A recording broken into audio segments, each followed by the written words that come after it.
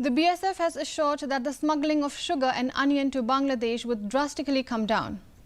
Talking to media today, Inspector General IG of the BSF Meghalaya Frontier, Harbak Singh Dhillon, said that there was depletion of the manpower due to the general actions, and now this has been taken care of.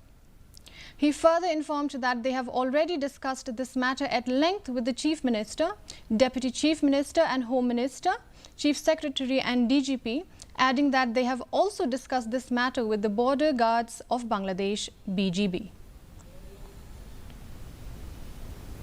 And given the conditions due to which there was some depletion of the manpower due to the general actions, it's been made up, and the sugar smuggling is bound to come down. It has already come down, but it's going to come down more.